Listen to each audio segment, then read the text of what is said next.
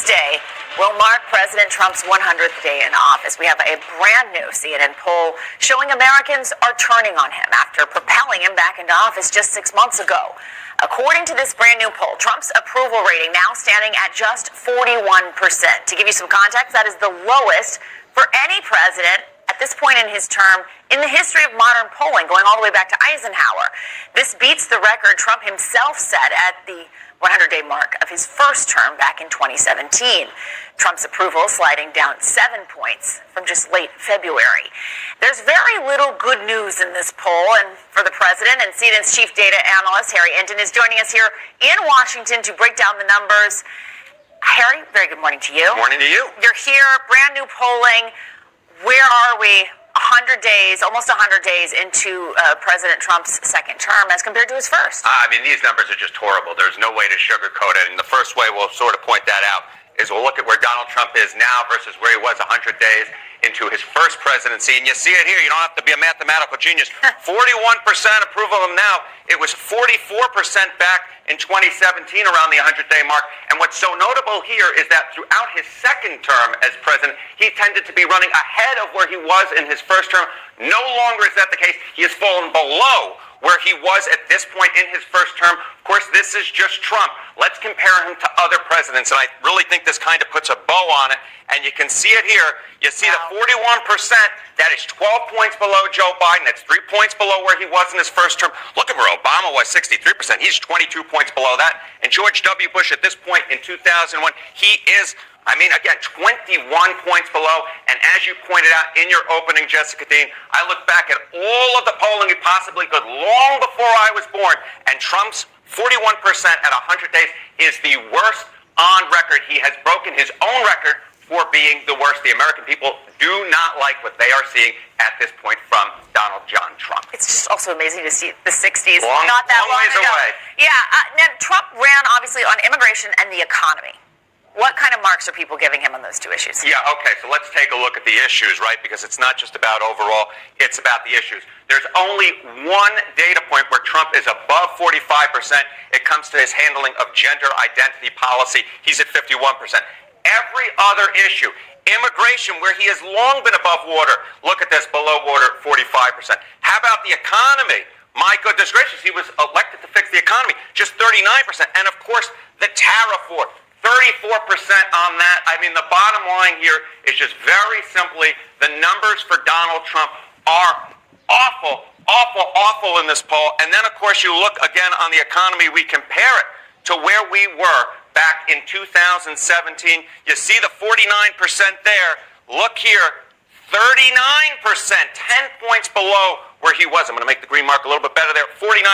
And again, I went back and looked at all the presidents I possibly could since 1977, and Donald Trump on the economy here, it's not just the lowest for this term, it's the lowest for any president on record 100 days into a presidency. Just no bueno, Jessica. That is really remarkable. Okay, so how confident are people that he's going to use the office of the presidency responsibly? Yeah, okay, so we're talking about the issues. Let's just talk a little bit here about just the overall way that Donald Trump is going about his business, right? Use presidential power responsibly. No confidence Trump will. Well, back in December of 2024, it was 46%. Look at where we've jumped to now. 54% of Americans have no confidence that Trump will use the power of the presidency responsible. And so this just tells you on every single different data point you could possibly look at, whether it be Trump's overall approval, whether it be the issues for Donald Trump, or how he conducts himself in office, all of these numbers are pretty much terrible for Donald Trump at this point. And so you just see it here. 54% who say that no confidence he's going to use presidential power responsibly. It's just no good, Jessica. All right, Harry, thank you so much for walking us through the numbers and joining us to break it all down this morning. The Wall Street Journal's Molly Ball, Joanna Coles of the Daily Beast, and Tia Mitchell of the Atlanta Journal-Constitution. Good morning to all of you. Thanks for being with us early this morning. Molly, I want to start with you first. I want to get all of your thoughts on this new polling. What's striking to you when you start looking into these numbers? I think what is striking is the fact that Trump's ratings have slid across the board, right? There's been a clear trajectory in this and other polls really since the beginning of his second term. I think, number one, the fact that he's lost his advantage on the economy is a really big blinking red light that a lot of Republicans are concerned about, because for so long that was his signature advantage. People could say, maybe I don't like, his character, maybe I don't like him overall, but I do like what he's doing with the economy. The fact that that has turned upside down and his ratings on the economy are now worse than his overall ratings is a really big red flag, I think, for him and for the entire Republican Party. And then just the fact that people don't like how fast he's moving. I think early on, a lot of what you heard, including in some sort of focus groups, was, well, at least he's doing something, right? He's moving fast, he's breaking things. We may not like every detail of, say, what Doge is up to, but at least he's doing things. We're tired of this sort of passive presidency where nothing gets done. And now you actually see the American people sort of saying, maybe we should put the brakes on. Yeah, that is interesting. And Joanna, Trump also was doing well with independents. I mean, that's where you have to win the presidency, is to get independents on board. It is interesting to see that now he's down to 31% approval. Well, I think it's important to point out, too, that this isn't just a CNN poll. This is Republicans who are saying this about Trump, and probably the most powerful voice this week has been Ken Griffin, a huge Republican donor who said that the country is 20% worse off since Trump was inaugurated, that the brand of America, which is not just a financial brand, it's a cultural brand, it's a military brand, has been really dinged. And I think not only has he lost independence, but you can see clearly within the Republican Party there is enormous concern. And you hear about the rows going on backstage with Scott Bessent at Treasury, with Elon Musk, saying Elon Musk overpromised, saying he was going to cut $2 trillion. Of course, he's overpromised and underdelivered. It feels chaos, and you're seeing it reflected in the polls. Yeah. Tia, should we be surprised by any of this? So, in a way, yes and no. I think we all say, Trump ran on immigration. He ran on some of these culture war issues. He ran on really, turning the federal government upside down. But I think what the polling is showing us is even on the culture wars issues and on immigration, he still tied that into an economic message. He said, we're going to kick out the illegal immigrants because they're taking resources away from cities. They're taking your black and brown jobs. And so that has not turned out to be true. The economy has not turned around, even as he's cracked down on immigration. The economy has not turned around as he's focused on these culture wars. And I think that's what's being reflected in the polls. People are saying, you promised that you were going to help lower the cost of goods, put more money in our pocket, put more jobs in the economy, and that is not what's happened, even though you promised it would on day one.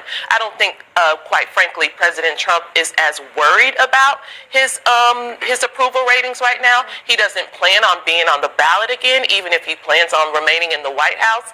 But what I think is concerning to a lot of Republicans is the fact that they know these polls could mean a disaster for Congress in 2026. And he doesn't seem to be that concerned about that either. I do think that is the key, right? Because in these midterms, it's going to be these all House members that are going to be on the ballot. It's going to be these congressional members that are going to have to face the consequences. And Trump, Harry, he's not going to have to. Yeah, he's not going to have to, but I'll tell you, there is pretty much zero chance. If Donald Trump's approval rating is 41% in November of 2026, the Republicans have any shot of holding the House of Representatives. There is no precedent for a president's approval rating being as low as Donald Trump's is right now, and then his party holding on to the House in the midterm elections. We were talking about it yesterday.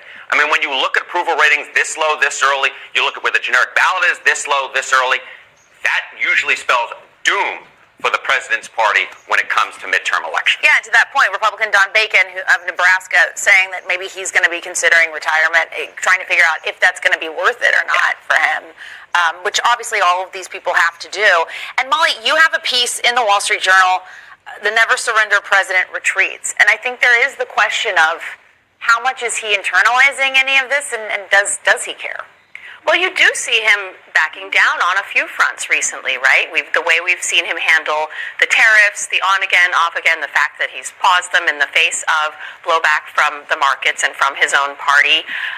The way that this week he went back on his seeming threats to want to terminate the chairman of the Federal Reserve, which the markets did not like at all. But even the way he's approaching, things like Doge, the sort of gradual phasing out of that Elon Musk effort, as Joanna talked about, and on Ukraine, now threatening to walk away from these talks entirely. Now, we did see some potential progress with the Zelensky meeting yesterday at Pope Francis's funeral, but these are a lot of different fronts on which you see, a president whose popularity is declining, starting to potentially moderate some of these vast promises that he's made, even as, of course, he is still being maximally confrontational in a lot of different ways. But even, you saw the student visa issue, right? The administration just completely abandoning that attempt to take away thousands of student visas on Friday. So you see in a lot of places they are backing down to some degree.